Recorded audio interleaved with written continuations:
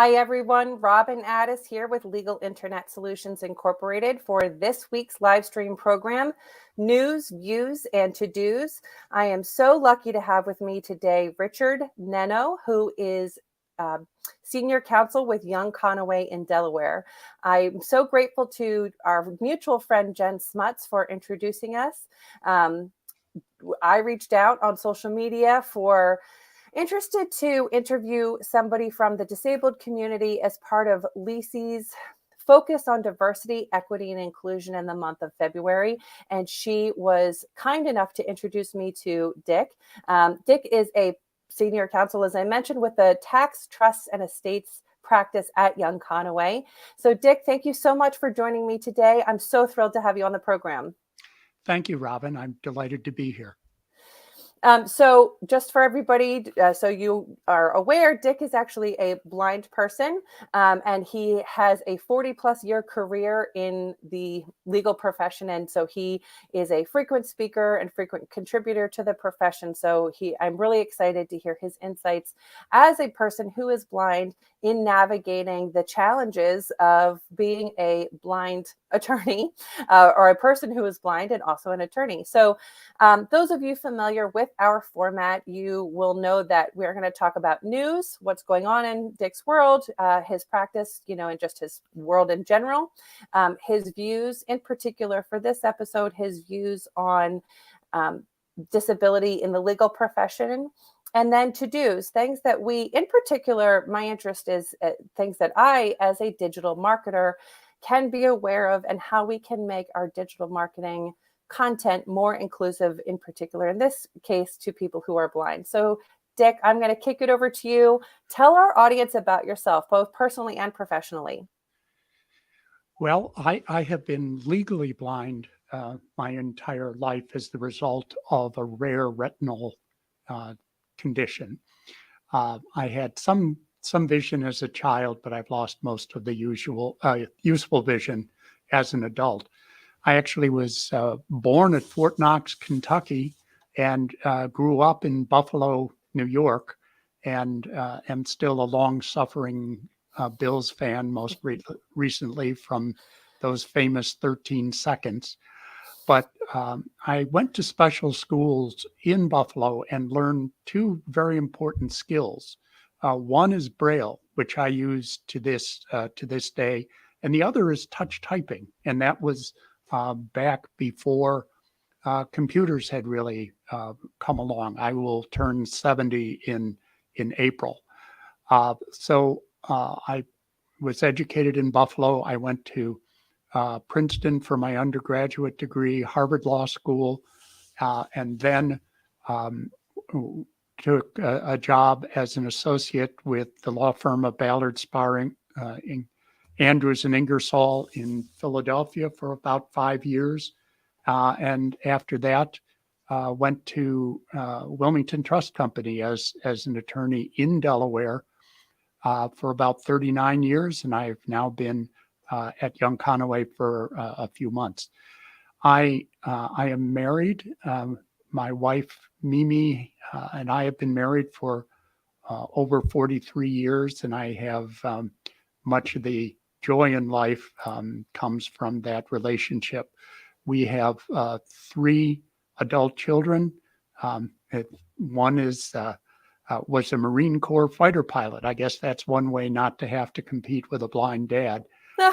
And he now works for Boeing in Seattle and has 2 kids.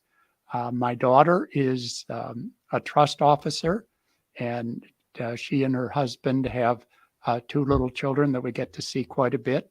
And then my younger son is a lawyer, and he and his wife live in Denver, although they've traveled all over the place during the pandemic. I've been I'm a lifelong Catholic. My wife and I met singing in the cathedral choir in Philadelphia, and we've done singing for in and out of church choirs and community choirs ever since. I've always tried to be physically active.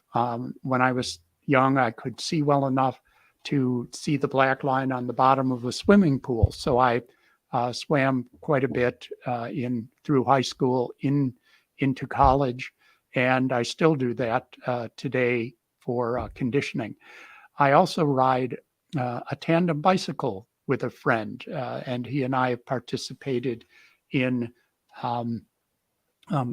long distance rides. The MS Society has 150-mile rides all over the country, and he and I did the Delaware version of that ride for 20 years. Would ride 75 miles down. It's called the Bike to the Bay. So we'd bike down to Rehoboth or Dewey Beach, and if the weather was warm enough, we'd go in the ocean to relax and then bike back the following day.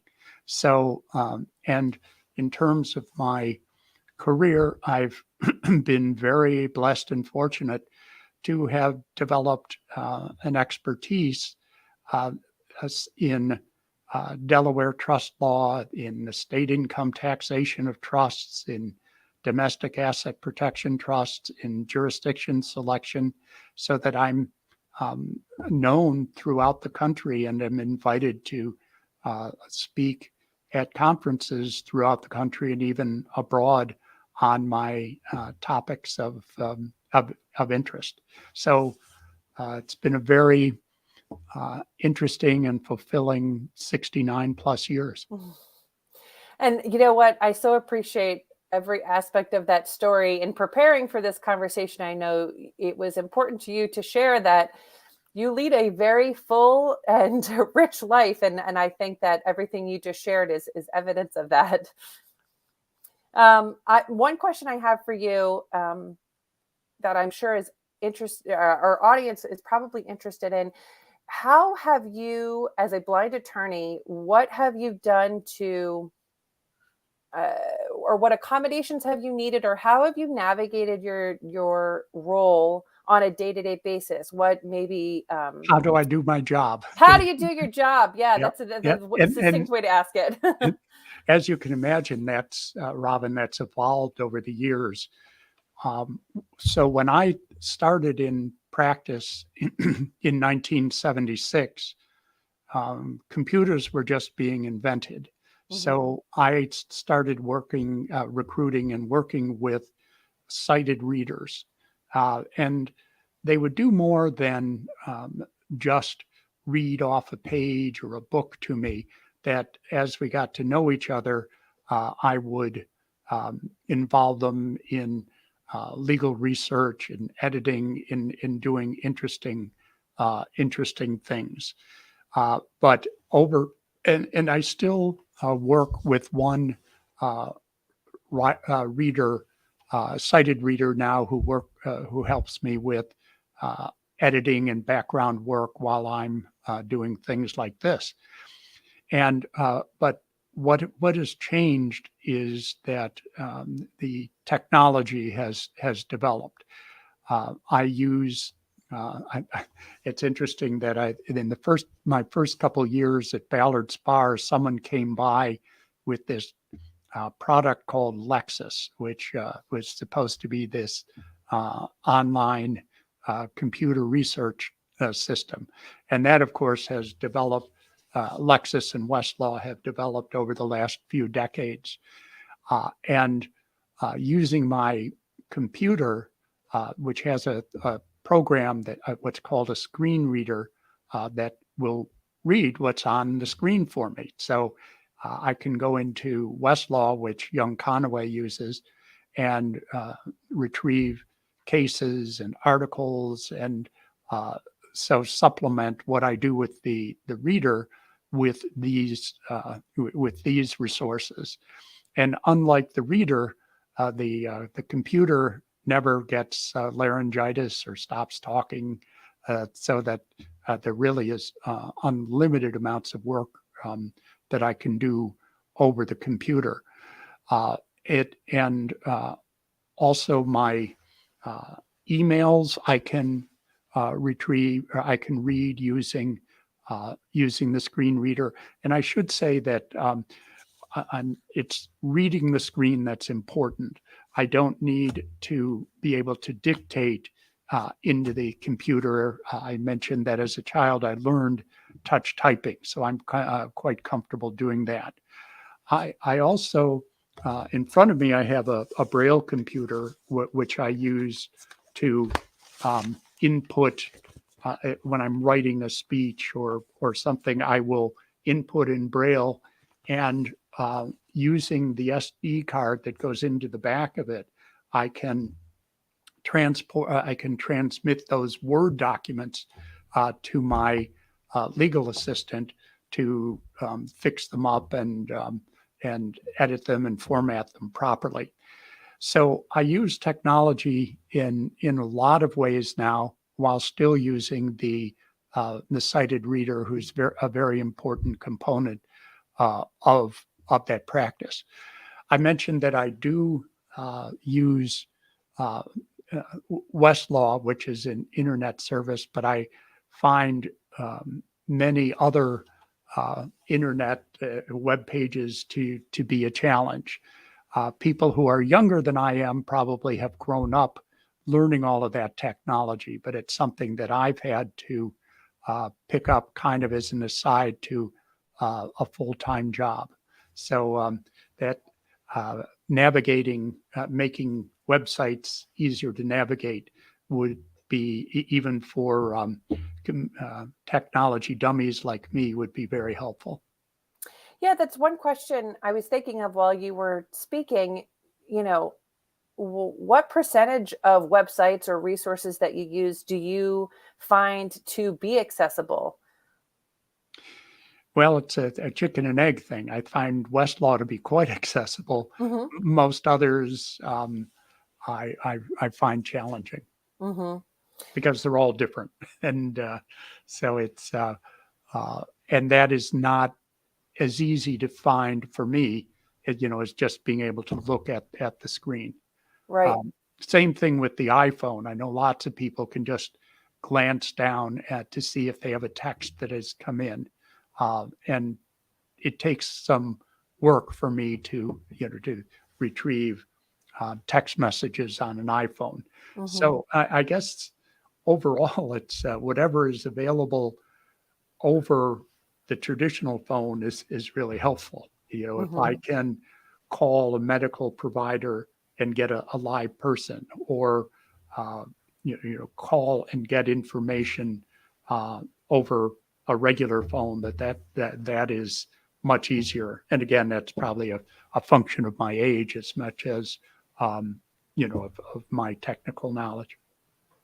Yeah, my reaction to that is, in a world where younger generations are sort of mocked for never wanting to pick up the phone and talk to anybody, that they do everything over Messenger or, something Right. like that. Yeah.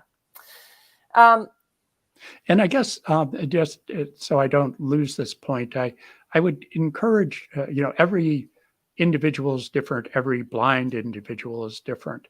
But for me, if any of you happen to encounter me, I'd encourage you to come up and talk to me. I'm mhm, not going to be able to pull you out of a crowd. mhm, And I would encourage you, if you see a blind person who looks like uh, the person is struggling, then please go up and ask if help is needed.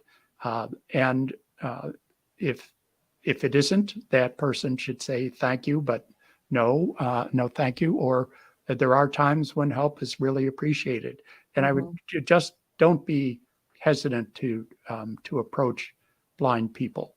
At mhm. the same time, please don't come up and say, guess who this is?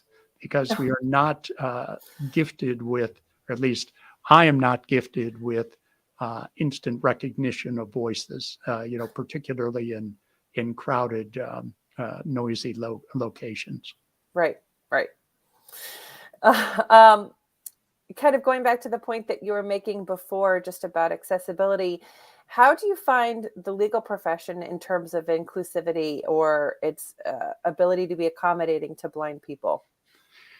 Well, I guess even though I have, been blessed and fortunate with my career, there certainly have been bumps, and I would say overall, the legal profession is not very welcoming to the blind. There are not very many blind attorneys, to my knowledge, and I think some of that is reluctance to try people who are different in the way that I am different. Even though there are a lot of very bright blind people, there are a lot of dumb blind people. So, but I think that there are attorneys who could contribute in many ways to the legal community, either kind of in my capacity as litigators, as business developers, but I think what is particularly true for blind people seeking employment is really to try to find a mentor, Mhm. and for firms who are serious about in adding capable people, that if you're please at least consider blind people who appear to be capable. And then I think it's important to provide a mentor for for that person, and for any new associates who are coming into the practice, because that the time that you spend training them will increase the likelihood that they will succeed and contribute to your firm's success. Mhm. I one area that you and I talked about a bit, Robin, was diversity. Mhm. I have been required to go to diversity programs in my career, either in my conducted by my employer or by the American Bar Association, and I have yet to attend a diversity program that was accessible to me. Mhm. All of the all of the providers, I think, are geared up to do their fancy PowerPoints and videos, which fit many of the disabilities, or I'm sorry, many of the diversities, but it doesn't work for me at all. And when uh, the providers might say, well, why should we do this for one person? And I think the answer to that is maybe that your failure to make these programs accessible results in there being only one person rather than a whole community of blind attorneys. Right. And that's really where this whole conversation and my desire to have this interview today comes from, is that when the word diversity is used, I think people perceive that to mean one thing when it means a whole lot of things. And accessibility is a diversity that requires attention as well. And I think your point is very well put, that if we don't make it accessible, how do other people who are blind or otherwise disabled, how do they feel that they can be a part of this community as well? Right, and it would benefit the community both Correct. Yeah. in terms of productivity, revenue, service to clients, service to the public. So it just overall would be a good thing to, if you get more blind people in the workforce, more of them will pay taxes and Hmm. contribute to society. Hmm. Well, so that sort of leads me to my next question. Do you think that the increasingly digital and virtual world creates new challenges or new opportunities for the blind and partially sighted community? And being a lawyer, I can say yes and no. That, as I mentioned, I think the availability of online services has really made it possible for me to do far more things than I would have been able to do without the technology. Hmm. At the same time, new technology is challenging, and it's very visual. visually oriented, so that actually even finding people who are capable of training blind people to use the new equipment, to use the new services is very difficult. There are very few trainers of blind people available, and of course they're busy, they're stretched thin. So it's it's not just coming in with a training session that will work for 60 people. That it's something that I need specific training, and I, as the only one, need the specific training. Whereas if there were other blind attorneys in the Delaware Valley legal community, it perhaps is something where we could combine services. So, I mean, in what ways do you think that the legal profession, you've already named a few, right? Training and just awareness, but do you have any concrete ideas that we could take with us today into our firms or to our organizations to be more inclusive, particularly for the blind community? Again, I kind of touched on this, but I think the important thing is don't automatically delete the resume from the blind person. Right. At least take a look at it. If the person appears to be capable, bring them through the process, and